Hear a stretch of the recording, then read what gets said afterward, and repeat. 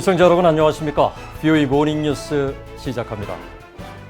조 바이든 대통령이 북한을 미국 안보의 도전으로 지목하고 북핵 위협을 줄이기 위해 외교관들에게 힘을 실어줄 것이라고 밝혔습니다. 토니 블링컨 국무장관은 북한 등을 심각한 도전 과제로 지목하며 동맹과의 관계를 중시한 8대 외교 핵심 과제를 발표했습니다. 김영교 기자가 먼저 보도합니다. 조 바이든 대통령 명의로 3일 백악관이 발표한 24쪽 분량의 잠정 국가안보 전략 지침입니다. 최종적 국가안보 전략이 마련되기 전까지 관련 기관들의 업무 수행 방향을 제시하는 이 지침에서 바이든 대통령은 북한 등을 미국과 국제사회가 직면한 위협 요인으로 지목했습니다. 이란, 북한과 같은 영내 행위자들이 미국과 파트너 국가를 위협하고 지역 안정에 도전을 제기하면서 지속해서 판도를 바꿀 역량과 기술을 계속 추가하고 있다고 지적한 겁니다. 또 미국의 새로운 비확산 부문 지도력은 핵무기로 인한 위험을 줄이는 데 필수적일 것이라며 북한의 핵과 미사일 프로그램에 의해 야기되는 위협을 줄이고 한국, 일본과 어깨를 나란히 하기 위해 미국 외교관들에게 힘을 실어줄 것이라고 밝혔습니다. 중국과 러시아의 문제도 지적됐습니다. 중국에 대해선 급속도로 적극적인 모습을 보이는 위협으로 러시아에 대해선 세계에서 영향력을 강화하고 파괴적 역할에 전념하는 위협으로 지목했습니다. 바이든 대통령은 그러면서 미국은 당대 과제에 맞게 개선된 새로운 접근 방식이 필요하다면서 이는 미국 혼자 할 수 없고 전 세계 동맹 그리고 파트너 국가들과의 관계 재활성화가 필요하다고 밝혔습니다. 토니 블링컨 국무장관도 이날 미국인을 위한 외교 정책을 주제로 한 연설에서 미국이 처한 외교적 상황이 변화를 겪으면서 이전과 다른 대응이 필요하다고 말했습니다. 특히 신종 코로나 대응, 경제 위기 해결, 민주주의 회복, 효과적인 이민 체계 마련, 동맹과 파트너와의 관계 활성화, 기후변화 대응, 신기술에 대한 선도, 중국과의 관계 재정립 등을 8대 핵심 외교 과제로 지목했습니다. 북한과 이란 등을 심각한 도전으로 거론하고 중국의 도전 문제는 또 다른 문제라고 말했습니다. Several countries present us with serious challenges, including Russia, Iran, North Korea. But the challenge posed by China is different. China is the only country with the economic, diplomatic, military, and technological power to seriously challenge the stable and open international system. 블링컨 장관은 바이든 행정부 출범 이후 줄곧 강조됐던 동맹과 파트너와의 관계 활성화도 핵심 외교 과제로 포함했습니다. VOA 뉴스 김현교입니다. 미국과 네덜란드가 국제회의를 열어 북한 등 제재 대상 국가들과 집단의 불법 해상활동 근절 방안 등을 논의했습니다. 국무부는 3일 두 나라가 개최한 유엔 안보리 결의의 해상 관련 포괄적 이행을 위한 전문가 회의에 40개국 이상이 참여했다며 제재 위반 위험성에 대한 업계 홍보를 비롯해 제재 준수 관련 주의보 발표, 의심 선박의 정보 공유 등 해상 안보를 강화하는 방안을 논의했다고 밝혔습니다. 미국과 네덜란드는 북한 정권 같은 악의적인 행위자들의 불법 행위를 확인하고 중단시켜 해상 제재를 더 잘 이행하고 보안을 강화하며 합법적인 거래를 보호해야 한다는 필요성을 공동으로 인식했다고 밝혔습니다. 이어 북한과 관련한 유엔 안보리 결의는 여전히 유효하며 유엔 회원국들은 해당 결의를 계속 이행할 의무가 있다고 강조했습니다. 그러면서 북한 정권이 여러 유엔 안보리 결의를 위반하면서 대량 살상 무기와 핵, 탄도미사일 프로그램을 진전시키는 노력을 지속하고 있다는 사실은 유엔 회원국들이 기존의 제재를 이행하고 역량 강화를 위해 협력해야 하는 이유를 분명히 보여준다고 밝혔습니다. 유엔 북한인권 특별보고관이 북한 정권의 신종 코로나 바이러스 대응을 위한 극단적 조치로 주민들이 겪는 인권 침해가 더 심각해졌다고 지적했습니다. 특히 국경 봉쇄로 인한 무역 단절과 핵미사일 개발에 따른 제재, 지난해 발생한 자연재해 등으로 식량난이 더 심각해질 수 있다고 경고했습니다.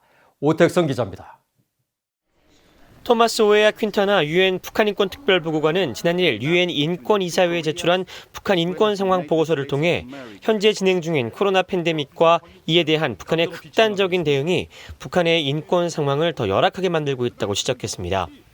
북한이 계속 국경을 봉쇄하면서 중국과의 무역 활동이 급감해 시장 활동이 위축됐고 필수 식량과 의약품, 공장 가동을 위한 원자재 수입이 이루어지지 않아 큰 어려움을 겪고 있다는 겁니다. 이에 더해 국제사회의 대북 제재와 지난해 잇따라 발생한 태풍과 홍수 등으로 특히 심각한 식량난이 우려된다고 밝혔습니다. 퀸타나 보고관은 또 북한의 정치범 수용소 등 여러 수용시설에서 벌어지는 인권 유린이 코로나 팬데믹 상황으로 더 악화됐다고 지적했습니다. 수용된 인원들은 가족들이 면회를 와서 제공하는 음식이나 의약품 등에 의존하고 있는데 코로나 방역 조치로 가족 방문이 금지되면서 더 큰 어려움을 겪고 있다는 설명입니다. 뿐만 아니라 국경 봉쇄로 인한 감시 강화로 한국으로 넘어오는 탈북민 수가 지난 2019년 1,000명 이상에서 2020년 약 230명으로 급감했다며 이 같은 탈북민 수 감소로 현재 북한 내에서 벌어지고 있는 인권 상황에 대한 정보 부족 현상이 그 어느 때보다도 심각해졌다고 퀸타나 보고관은 덧붙였습니다. 아울러 북한이 내부 이동 제한 조치 등으로 현재 북한에 상주하는 국제 인도주의 지원 인원이 3명밖에 남아있지 않아 인도주의 운영이 어려워지는 등 북한의 극단적인 방역 조치가 인도주의에도 영향을 미치고 있다고 지적했습니다. 그러면서 유엔 안보리 대북제재위원회가 인도주의 지원 제재 면제를 신속하게 했지만 국경 봉쇄로 인도주의 지원 물품이 계속 중국 국경에 남겨져 보관 비용 등이 고스란히 지원단체로 넘어가는 등 지원단체들의 부담이 더 늘었다고 덧붙였습니다.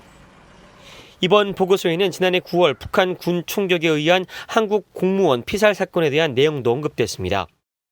Such an incident seems to entail the arbitrary killing of a civilian in violation of international human rights law. 지난 11월 퀸타나 보고관이 한국과 북한 모두에게 이번 사건에 대한 설명 요구 서한을 보냈는데 한국만 답변을 했다는 겁니다. 그러면서 북한은 이번 사건 책임자에게 반드시 책임을 물어야 하고 유가족들에게 보상해야 하며 국제 의무를 준수해야 한다고 강조했습니다. 퀸타나 보고관은 오는 9일 이번 보고서를 토대로 각국 정부 대표들과 함께 북한 인권 문제를 논의합니다. 또 매년 3월 정기이사회에서 채택되어 온 북한 인권 결의안 역시 이번 이사회에서 상정될 것으로 예상됩니다. VOA 뉴스 오특성입니다. 한국 내 탈북민들이 최근 단파 라디오 방송과 유튜브 등을 통한 대북 방송을 잇따라 시작했습니다. 한국 정부의 대북전단 금지법과 북한의 반동사상 문화 배격법으로 더 고립된 북한 주민들에게 진실을 알리고 현실을 일깨워주기 위한 것이라고 밝혔습니다. 안수영 기자입니다. 한국 내 비영리 민간단체인 북한민주화위원회가 지난 2일부터 대북단파 라디오 방송을 시작했습니다. 매주 화요일과 목요일, 토요일 밤 11시부터 30분 동안 단파 7,580kHz 시험방송을 통해 단체 설립자인 황장엽 전 북한 노동당 비서의 과거 발언들을 들려주고 북한 민주화 방안을 담은 저서들을 낭독합니다.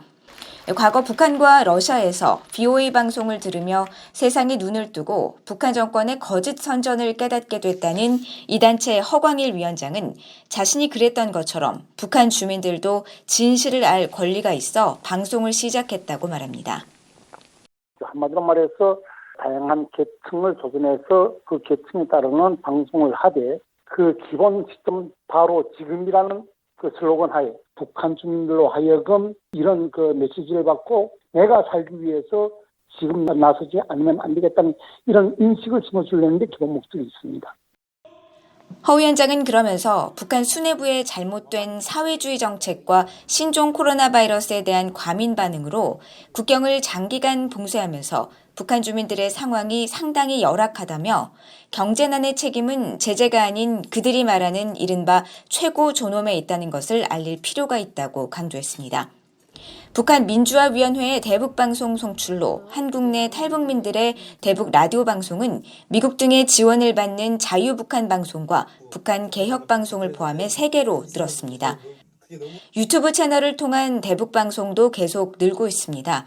마이크 펜스 부통령 면담 등 북한 인권운동을 활발히 펼치고 있는 지연아 작가도 지난 1일부터 유튜브 방송을 시작했는데 한국 정부의 대북전단 금지법으로 대북정보 유입이 막혀 방송을 하게 된 계기가 됐다면서 해외 북한 외교관들과 유학생, 중국 내 탈북민 등을 대상으로 외부 정보 그리고 종교와 신앙의 자유를 전한다고 말했습니다.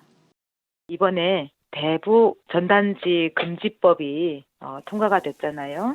이 법이 개정이 돼서 저희가 이제 북한에 복음을 전하지 못하게 됐습니다. 이제는 지로도 보내고 또 중국을 통해서 하늘길을 통해서도 보내고 또 바닷길을 통해서도 보냈지만 이 모든 것들이 한순간에 막힘으로 인해서 북한의 정보 유입이 안 됐거든요. 그래서 국제사회 비난이 지금 한국 사회를 향하여 쏟아지고 있지만 우리는 그냥 손 놓고 있을 수도 없고 북한이라는 거대한 감옥의 문을 열려면 감옥 밖에 있는 우리가 정보 유입을 해야 된다.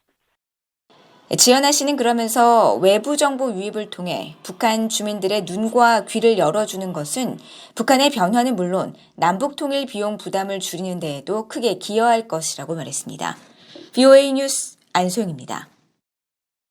미국 민주당의 에드워드 마키 상원의원과 로칸나 하원 의원이 조 바이든 대통령에게 북한과 신속히 대화를 추진할 것을 촉구하는 서한을 보냈습니다.